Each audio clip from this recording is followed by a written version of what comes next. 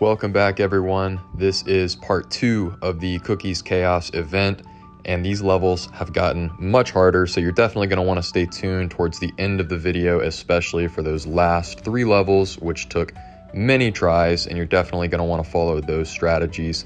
If you haven't already, please like and subscribe. We post content on new events within the day or the next day after they drop, so you will always be on top of the best tips and strategies to get all the rewards from events just like Cookie Chaos. But we're starting off with level 15 here, and this one is going to be as easy as it gets for the rest of the video. All that we need to do is stay back and let the minion prince take care of some of these troops on the pedestals, and then with those unlocked, we're going to be able to have some distractions to walk our way straight over to that chest with the Christmas goodies, and we'll be able to destroy it and get 3 stars. You're definitely going to want to avoid the single Inferno Tower and the air defenses here. So that's why you can see that we're going to want to back off and stay on the west side of the base here until our troops can get a little bit out in front of us. But then beyond that, like I said, it's pretty easy. Just try to prioritize the troops. I'm going for that multi-target cannon first. With it being so upgraded, you're definitely going to not want the druids to get hit by it as they go around the base to help you out. But then other than that, there's not much air defense left. We should be able to just walk our way over, and then thanks to the strength of the minion prince, we're able to just 2-shot our box right there and get the 3-star. Easy enough. As you'll see later in this video, a lot of these are going to require a lot more strategy, and so because of that, you're going to want to take it slow, watch the video again if you need, and then all the while we'll be unlocking these rewards. And this time we're going to show you the chest right off the bat. At the end of the video, you'll get to see all of the rewards at once. We kind of just ran through these levels to keep it easy to follow. So for this one, level 16, you're going to want to get your bats right off of the bat because they are going to distract these monoliths for you. And then we use our ability to try to get that lava loon. The lava loon's a big distraction, and then once it gets destroyed, you obviously have the pups, and they're going to take some of that damage away from you too for the monolith. We're walking our way back over now after we've unlocked our lava loon, and now we have some extra distractions in the sky there. We're going to get our regular lava hounds, and those are going to distract the air defenses, and then that will allow us to destroy the air defenses from behind, not taking any damage while those lava hounds do the distracting for us. So again, we're just making our way through this base. We went to the east first, now we're making our way back to the west. Got a lot of troops in support, so this one is not too hard. Again, we really just want to make sure that by the time we get over to those monoliths, we have enough support in the form of those troops we unlocked to not take any damage. So at this point, we should be okay. We had the bats to cover for us, and all you need to do is make sure that you can get at least 1 hit, sometimes 2, depending on the level that you start with the minion prince on that box, and you'll be able to get the 3-star. Now this one's a bit more tricky. This was the first level that gave us a little bit of difficulty. You're going to want to unlock the druids first, and then you're going to want to destroy those Christmas mini P.E.K.K.A.s because they will really take out your lava launchers, which are going to be important to this attack strategy. So right now we're building the pathway there for our lava launchers to go in and attack the center of the base as opposed to being distracted by like the archer tower, for example, that we just took out. And now that we have all of the super dragons, we're kind of going to let them take some of the damage for us in the interior of the base.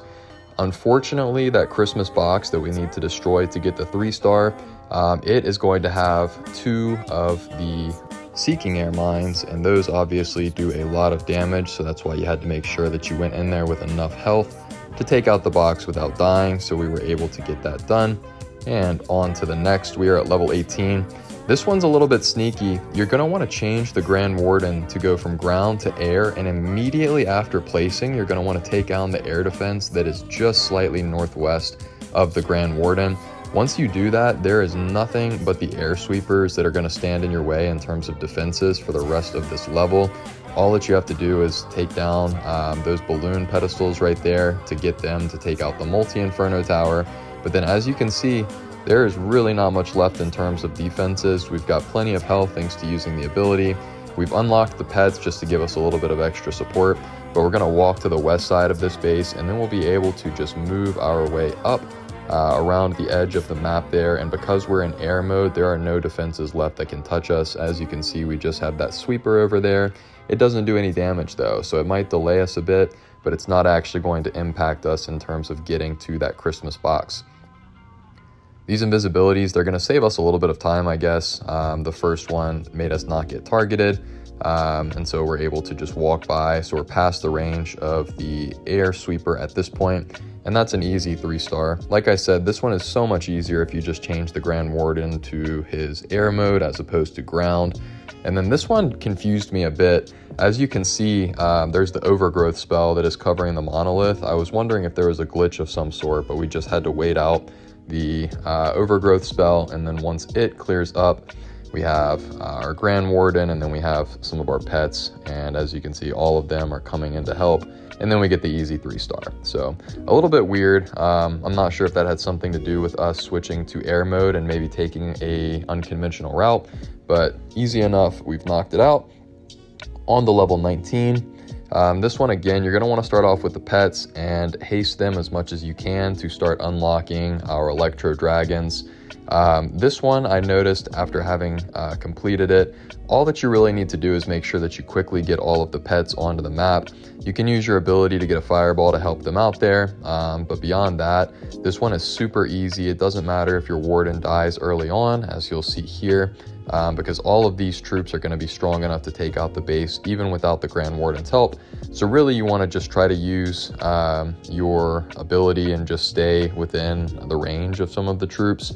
You're serving as a distraction, you're giving them that passive ability, but they are able to walk their way through this base, as you can see here, and they can destroy it even without the Grand Warden staying alive. So this was probably the easiest out of the levels that we've had so far. In terms of there not being very much strategy involved, you really just have to open up a few of those pedestals, get some of your troops in support, and you get an easy 3-star. So just like that, we are on to level 20 now. And this was another easy one. I think that if you tried to rush it and go straight to the interior with some of the support, it might make it a bit harder. But in this case, as you'll see, I'm taking my time, going to the corner, getting all of our troops on these pedestals unlocked. And then we're just going to make our way kind of in a circle here, going counterclockwise. And we're not worried about the spells. Those aren't going to do us very much good, so I'm not even stopping for them. We're just trying to get as many troops unlocked as we can so that we can make a nice push into the center and hopefully have a little bit of a distraction so that we're able to get to that Christmas box without taking any damage. Now, it's not really important that you unlock all of the troops in these final 2 quarters over here in the top and in the west. I did it just for the sake of trying to have some extra help. But as you'll see here, it doesn't look like it's necessary, especially if you're able to get into the interior and then use your ability like you just saw there. All that you have to do is target that Christmas box, use your ability, and you will be invincible for long enough to get an easy hit and take it out. Now, level 21, this is where I thought it started to get a little bit harder. You can start to see like some routes that they build into these bases to try to give you an actual direction that they want you to take. So it seems like we want to kind of go into the interior here using the invisibility. That'll give us the ability to get the fox, which is going to be really helpful through this level if you can keep it alive.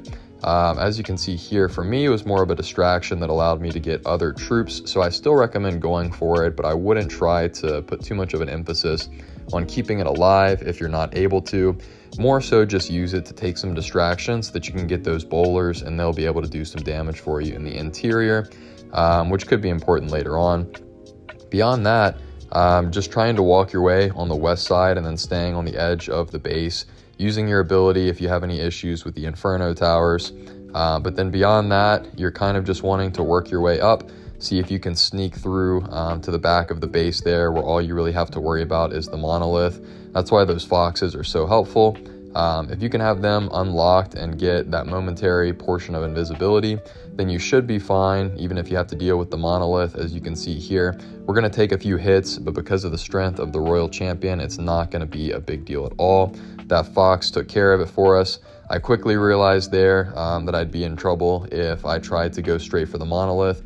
So we're going to just move over, make sure that we only can target the box, and then get that easy 3-star. So again, don't really worry about taking down the monoliths, just go straight for the box. Level 22 is probably the hardest level. I really struggled with trying to make my way around that monolith. I thought that going for the bats and then trying to take out the monolith from afar would be the best strategy. Turns out that you really don't need the bat spells at all.